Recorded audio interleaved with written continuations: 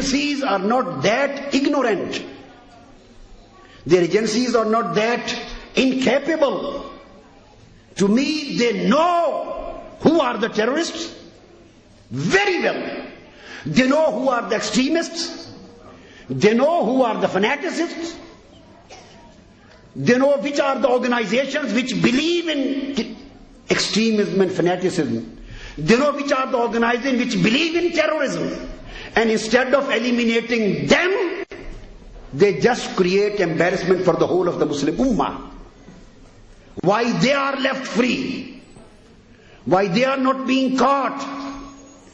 If they are taken into account, then there would be no reason to create any kind of harassment for the people, neither for the Western people nor for the Muslim Ummah.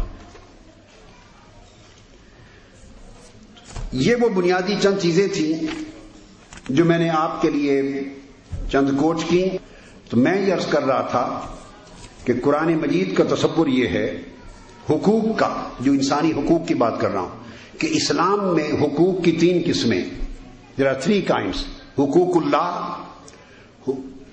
دوسرے حقوق العباد، تیسرا حقوق النفس. Rights of Allah, rights of people and right of your own self. 3 قسمیں. جو اللہ کے حقوق ہیں، رسول کے حقوق کے لیے الگ لفظ استعمال نہیں ہوا اسلام میں، اس لیے کہ رسول کے حقوق بھی اسلام میں متفقہ طور پر حقوق اللہ کی کیٹیگری میں آتے ہیں. یعنی حقوق الرسول حقوق اللہ ہے. آقا علیہ السلام کے 4 حقوق ہیں امت پر. there are 4 rights of the prophet on ummah. محبت، extreme love to be given to holy prophet. دوسرا ادب اور تعظیم، extreme respect and reverence to be surrendered for holy prophet صلی اللہ علیہ وسلم. تیسرا اطاعت و اتباع، obedience and submission and following. چوتھا خدمت و نصرت، service and supporting his deen. یہ 4 حقوق، محبت، ادب و تعظیم، اتباع و اطاعت اور خدمت و نصرت، یہ 4 حقوق جو حقوق مصطفیٰ ہیں، یہ حقوق اللہ ہیں. چونکہ اللہ رب العزت نے حضور کی محبت کو اپنی محبت قرار دیا اور فرمایا احب مما سواہما. جو شخص اللہ اور رسول ان دونوں کی محبت سے بڑھ کر کسی اور سے محبت کرے وہ مومن نہیں ہے. مما سواہما کا لفظ یہ واضح کر رہا ہے کہ سواہما میں ہما کی ضمیر پورے قرآن میں خدا نے اپنے ساتھ کبھی کسی کو نہیں ملایا. ایک ضمیر میں کبھی 2 کو شامل نہیں کیا مخلوق کو. نہ کسی پیغمبر کو کبھی اس طرح ہما کہہ کے بیان کیا، نہ حضور نے، نہ کسی پیغمبر نے، نہ قرآن نے، نہ کسی کتاب نے، نہ حدیث نے.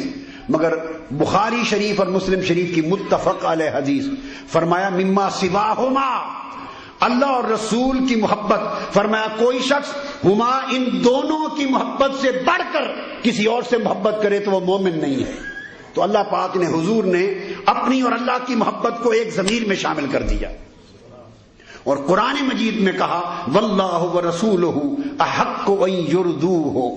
اللہ اور اللہ کے رسول دونوں کا حق ہے، the right of Allah and Prophet, کہ they may be pleased, he may be pleased. حق ان یرضوہ، ان کا حق ہے کہ اسے راضی کیا جائے. کسے؟ اب بات 2 کی ہو رہی ہے، اللہ کی اور رسول کی. Here is the right of Allah and his Prophet. مگر یہ نہیں کہا کہ that they may be pleased. No, it is said that he may be pleased. Quran is talking about 2, Allah and Prophet. But then says that this is their right that he may be pleased. کہ اسے راضی کیا جائے. یہ نہیں فرمایا کہ انہیں راضی کیا جائے. اس کا مطلب ہے کہ اگر مصطفیٰ کو راضی کر لیا امت نے تو خدا کو راضی کر لیا. اس طرح رسول کا ادب اور رسول کی تعظیم یہ حق بھی اللہ کا حق ہے. قرآن نے، اللہ پاک نے فرمایا لا تقدموا بین یدی اللہ ورسولہ. بعض صحابہ نے بعض لوگوں نے کوئی روزہ رکھ لیا حضور سے پہلے صلی اللہ علیہ وآلہ وسلم، رمضان سے قبل، آقا کے روزہ رکھنے سے پہلے روزہ رکھ لیا۔ بعض کی روایت میں ہے کہ بعضوں نے قربانی دے لی عید الاضحیٰ کے دن حضور کی قربانی دینے سے پہلے، اور بعض تفسیری روایات میں ہے کہ بعض گفتگو میں تھوڑا سا حضور سے پہلے بول پڑے، آقا علیہ السلام کے کلام سے پہلے بول پڑے۔ یہ تین ریزن تھے، یا تینوں میں سے کوئی ایک ریزن تھا۔ اس پر اللہ پاک نے فرمایا روزہ حضور سے پہلے رکھ لیا، یا قربانی حضور سے پہلے دے لی، یا گفتگو حضور سے پہلے کر دی۔ اس پر قرآن کی آیت نازل ہوئی سورہ حجرات کی، ارشاد فرمایا لا تقدموا بین یدی اللہ ورسول، لوگو اللہ اور اس کے رسول پر پہل نہ کیا کرو، اللہ اور اس کے رسول سے آگے بڑھنے کی کوشش نہ کیا کرو۔ باری تعالیٰ تجھ سے آگے بڑھنے کی تو کوشش ہی کسی نے نہیں کی، نہ تو روزہ رکھتا ہے کہ کسی نے تجھ سے پہلے روزہ رکھا ہو، نہ تو قربانی دیتا ہے کہ کوئی تجھ سے پہلے قربانی دیتا ہو، اور نہ کسی نے تیرے کلام سے پہلے کلام کر لیا ہے، تو تجھ سے تقدم تو نہ ہوا ہے، نہ کوئی تجھ سے پہل کرنے کا سوچا ہے کسی نے۔ یہ اگر غلطی کسی سے ہوئی نادانستگی میں تو رسول پاک پر پہل کی گئی، تو آپ نے فرمایا لا تقدموا بین یدی اللہ ورسولہ، آپ نے فرما دیا کہ اللہ اور اللہ کے رسول پر پہل نہ کرو، تو باری تعالیٰ پہل تو آپ کے حبیب پر ہوئی تھی، اپنا نام ساتھ کیوں ملا دیا؟ رب کائنات نے فرمایا وہ اس لیے ملا دیا کہ لوگوں کے ذہنوں سے یہ مغالطہ ختم کر دیا جائے کہ رسول پر پہل کرنا صرف رسول پر نہیں، وہی خدا پر پہل کرنا ہے۔ رسول کی بے ادبی خدا کی بے ادبی ہے، اور رسول کا ادب خدا کا ادب ہے۔ جو لوگ اللہ کے ادب اور رسول کے ادب میں فرق کرتے ہیں وہ نادان ہیں، انہوں نے قرآن کو اور اللہ کے پیغام کو سمجھا نہیں ہے۔ اس آیت پر غور کریں، اس سے یہ پتا چلا کہ جب رسول کے ادب کو اللہ نے اپنا ادب بنا دیا، یہ بات بڑی امپورٹنٹ ہے، ادب رسول ادب خدا ہو گیا، اس کا مطلب ہے کہ اب ادب رسول میں کوئی مبالغہ کر ہی نہیں سکتا۔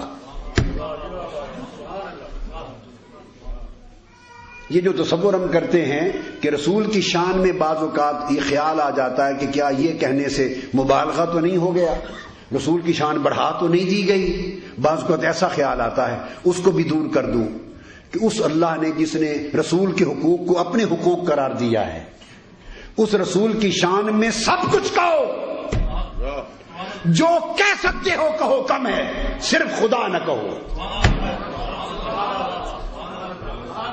مصطفیٰ کو سب کچھ سمجھو، جو سمجھ سکتے ہو کم ہے، صرف خدا نہ سمجھو، خدا کا شریک نہ سمجھو، خدا کا بیٹا نہ سمجھو، خدا کا شریک نہ سمجھو، صرف خدا کی شراکت اور اس کے شرک کو چھوڑ کر مصطفیٰ کی شان میں جو کہو وہ کم ہے۔ بڑھانے کا امکان تو تب ہو کہ جس شان پر اللہ نے حضور کو پہلے بٹھا دیا ہے اس کے بعد مزید کوئی آگے جگہ بچ گئی ہو جہاں آپ نے بڑھا کے لے جانا ہے، آگے تو جگہ نہیں ہے۔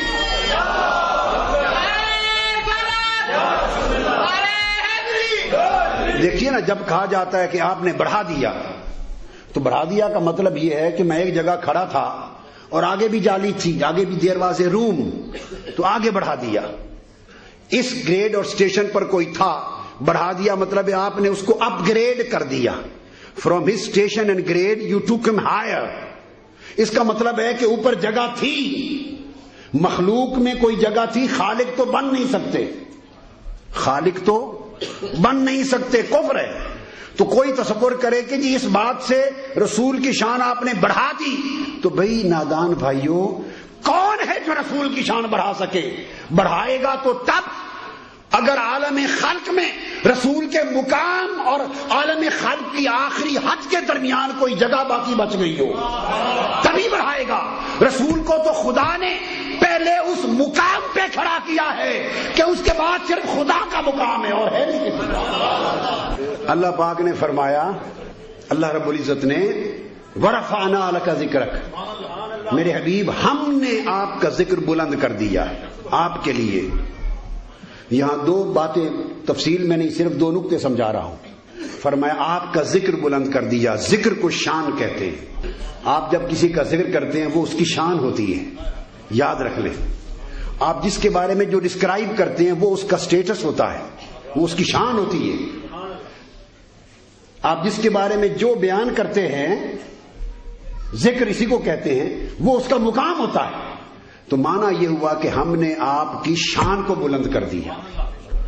اللہ رب العزت نے ورفعنا لک ذکرک، میرے حبیب ہم نے آپ کا ذکر بلند کر دیا آپ کے لیے.